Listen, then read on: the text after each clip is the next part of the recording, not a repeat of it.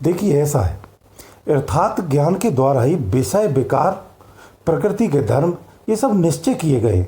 ये ऐसे हवा में नहीं हुए। तो विषय शब्द जो है ना,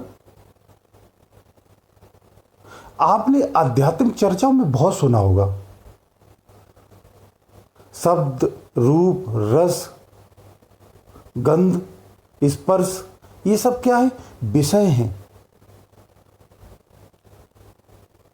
वास्तव में कहा जाए तो ये तत्वों के गुण हैं। उन्हीं के विकार, काम, क्रोध, लोभ, मोह, अहंकार, ये इनके विकार हैं। तो जीव परम चेतन होकर भी इसी सत्ता में अविद्या के रूप में, यानी अविद्या या भूल करके या भ्रमित होकर के या अज्ञानी होकर के फंसा रहता है और प्रकृति के ही धर्म को वरीयता देता है, उसी को प्राथमिकता देता है और उसी में आसक्त रह करके खुद को बांध रखा है और भटका हुआ है, जो संत अपनी वाणियों में बताते रहते हैं। पूर्वत भी बताया, वर्तमान में बताते हैं। ये समस्त जीव सुनते हैं, लेकिन इस कान से सुन के इस कान से निकाल देते हैं। कभी इस चीज को धारण नहीं किया। मैं ये कहता हूं, आप क्षणिक धारण करके तो देखिए। आप संसार को तो 24 घंटे धारण करते हैं, लेकिन इस परम तत्व की एक धारणा को एक क्षण के लिए आप धारण करके देखिए, आपको अपने आत्मानुभूति हो जाएगी। आपका स्वयं का आभास हो जाएगा कि मैं कौन हूं। तो जीव इन्हीं तत्वों के गुणों और विषयों में फंसा हुआ है। चूंकि शरीर तत्व से निर्माण हुआ है, तो इसी तत्वों के विषय और गुण दोनों प्रभाव में रहते हैं और इन्हीं प्रभावों से इसी संसार में सुख खोजता रहता है। जैसे आकाश तत्व है। अब मैं इनके विषय के पहले आपको बता दूं तो ज्यादा समझ में आएगा। आकाश तत्व है, इसके विषय क्या है? काम, क्रोध, मोह, शोक और भय इसके विषय है। और इसका मूल गुण क्या? शब्द थी तो है। दूसरा वायु तत्व, वायु का क्या? चलन, बलन, धावन, प्रसारण, अंकुशंचन, आकुंचन। और गुण इसका क्या है? धर्म है। इसी तरह से अग्नि का क्या है? कांति है, निद्रा, आलस्य, त्रसा और क्षुधा। ये अग्नि के विषय है। रूप इसका मूल गुण है। ऐसी जल है, तो जल का क्या है? शुक्र है। शरीर में शुक्र बनता है। स्वेद, मूत्र, लार, रुधिर, इसका मूल गुण रस है। इसी तरह पृथ्वी तत्व के विषय आते हैं अस्थि, हाड़, मांस, त्वचा, रोम, गंध इसका मूल गुण है। तो यही शरीर के अंदर में विषय और गुण दोनों पाए जाते हैं। जीव इसी में फंस करके इन्हीं विषय और गुणों में विचरण करते उसी जड़ प्रकृति में सुख और आनंद की खोज में लगा रहता है। क्योंकि ये समस्त विषय विकार और ये गुण जो है ना, वो प्रकृति के हैं। तो जीव भी स्वयं को प्रकृति का स्वरूप मान लेता है और यहाँ आनंद की खोज करता है। उस आनंद के लिए यहाँ वनस्पतियों को पूजता है, शरणागत हो जाता है, दीवालों को पूजता है, पत्थरों को पूजता है, इंसानों में भगवान को देखता, परमानंद को देखता है।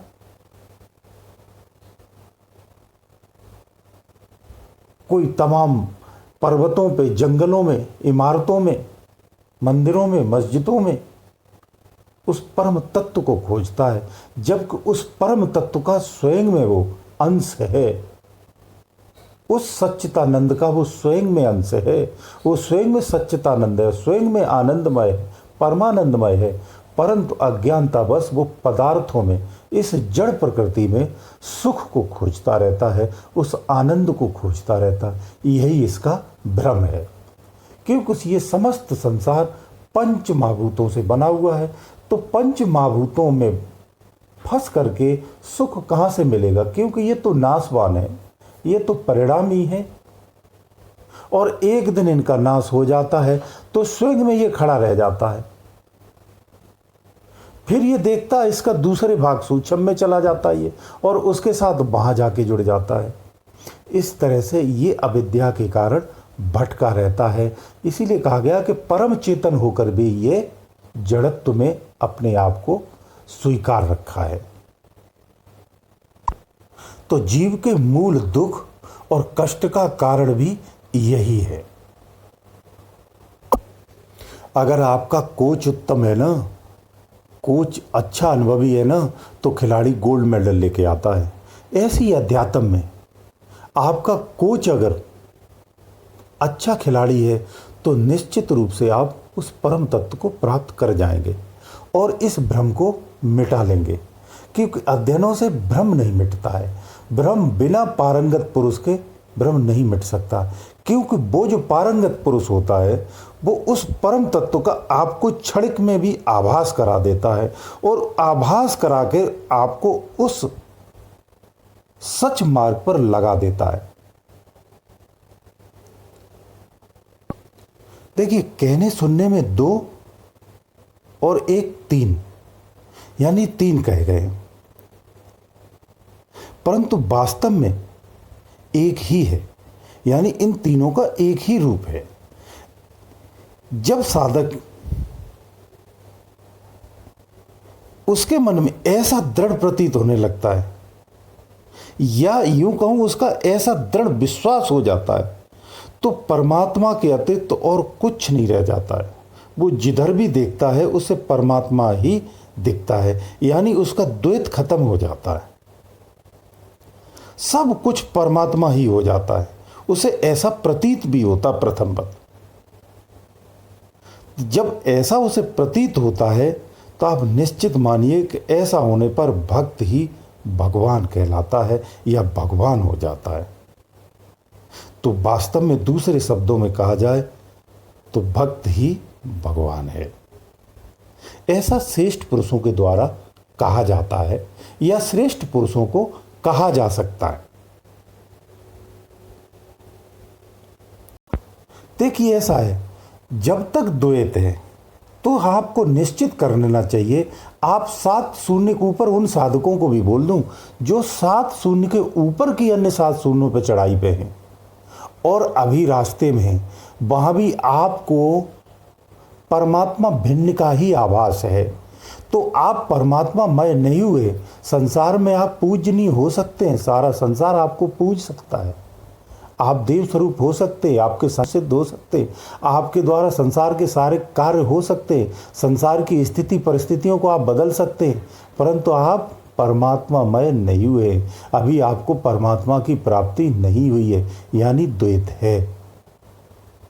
जब द्वैत खत्म होता है तो सब कुछ खत्म हो जाता, कुछ रहता ही नहीं है। ना तो प्रकृति का आभास होता है, न जीव का आभास होता है, न ब्रह्म का आभास होता है, न ही क्षर अक्षर नियक्षर जो 3 बोले वो सब समाप्त हो जाते, यानी तीनों की एकता हो जाती है और सिर्फ एक हो जाता है। उसे ही अद्वैत कहते हैं।